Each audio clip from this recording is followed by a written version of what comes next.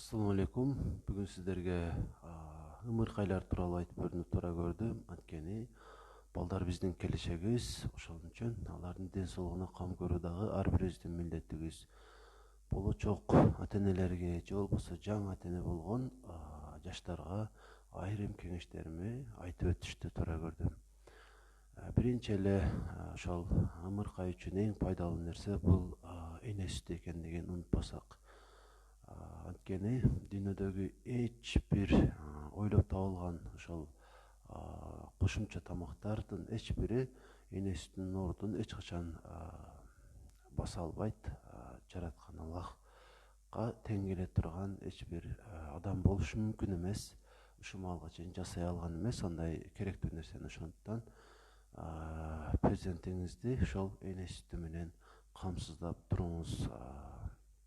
Эң кеминде 6 айга чейин, андан кийин дагы ошол сүт менен гана азыктандырасыз, бирок кошумча нерселерди балким кошсоңуз болор. Бирок ошол жарым жашка чейин керегинче деңгээлде ошол сүт менен камсыздап туруңуздар. Анын айрым мен уккан, билген пайдаларын айтып өтөйүн. Эне сүтү бул биринчиден ошол ымыркай үчүн азыктын негизги булагы жана ал баланы ар кандай инфекциялардан арылтат, ич өткөктөн арылтат, аллергиядан арылтат эмес, ошол нерселерге кабыл калуу мүмкүнчүлүгүн жоготот. Жана балдар арасындагы ошол мезгилсиз өлүмдүн алдын алуу үчүн негизги арга катары да ушул сүт эсептелет. Ушул сүттү эмбеген балдарда ушундай өлүм коркунучу ар дайым коштоп жүрүшү толук мүмкүн. Мындан башка дагы анын пайдалары толтура. Мен билгендер ушулар азырча. Ошондуктан ушул нерсени унутпай, ар дайым ушул нерсеге гана басым жасаңыздар.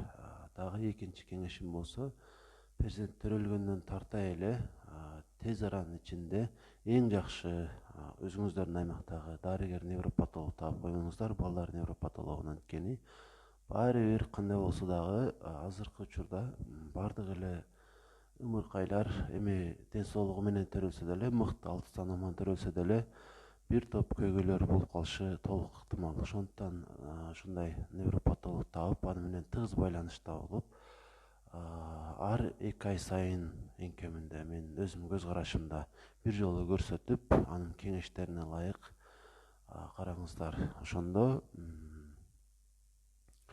эң жакшы болот. Балаңыздардын ошол кошумча коопсуздугун камсыздаган болосуздар деп айтат элем.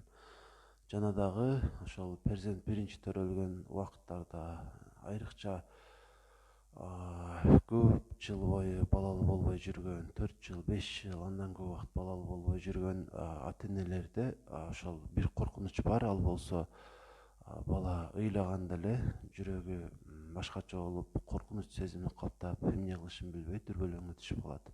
Ушундай убактарда айрыкча эркек адам өзүн өтө кармап, сабырдуу болуп, биринчи кезекте аялын тынчтандырыш керек. Ошондо баласы дагы ошол көп ыйлак болбой, жакшы болуп калышы толук мүмкүн. Ошол айтарым азырча ушулар. Дагы да жакшы видеолорду тартканга аракет кылам. Каналга катталыңыздар. Жана ар бир видеолорду, жаңы чыккан видеолорду көрүп туруңуздар.